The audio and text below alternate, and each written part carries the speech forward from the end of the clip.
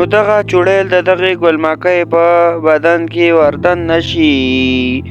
دې کې بره دوه چوړیلیانې ناستې وي او هغه راوځي.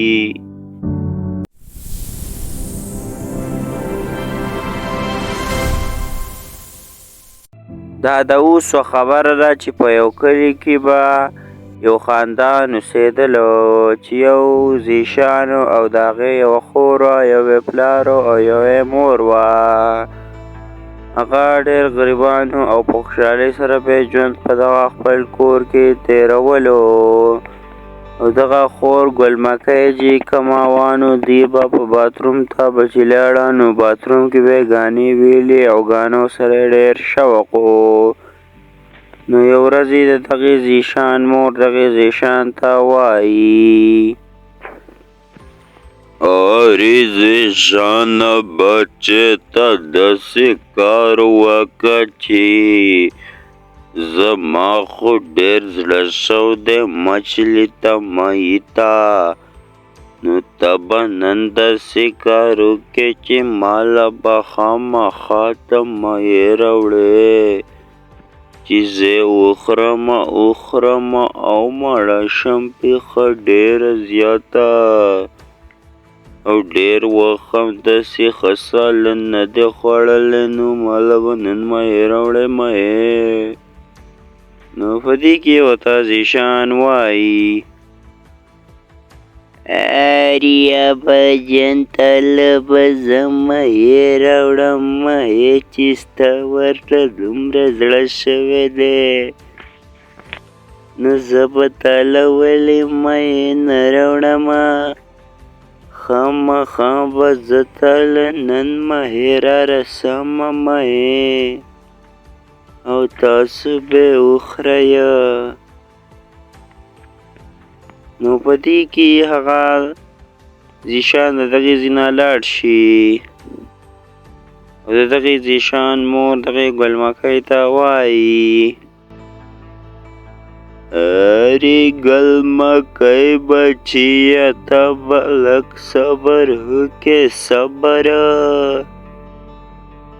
او نن به ګانې پرېږدې ځکه چې ستا خو هر ټایم کې ګانې وي نور خو دې څه مونځ او اودس نشته بچیه.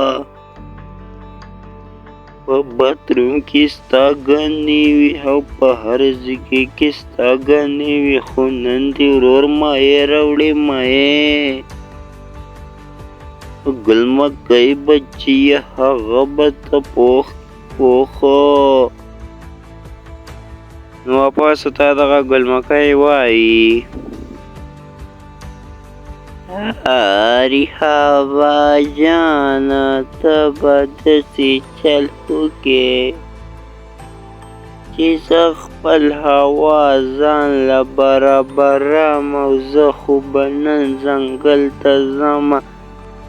زه به هغلته خپل حواس نورم ښایسته کړمه. زمانه به یو غټه سینګره سازیږي سینګره او زه به خپل حواس نورم ښایسته کړمه. ارې بچیه ته خو غټه ښځه یې او ته بیا هم په دې کې دا خبرې ماته کې چې زه ځنګل ته ځم او خپل حواس ښایسته کړمه.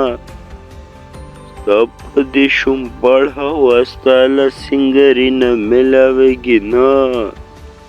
خو دا خپل کور کار کوه نو په دې کې بخۍ پخلی مخلی یاد کړه لورې پخلی مخلی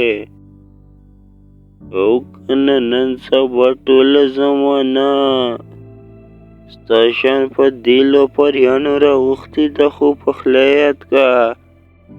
دغې خبره ونه مني او په دغه ځنګل کې دغه روانه وي او د یو ونې خواته وردېږي او خپلې ګانې شروع کړي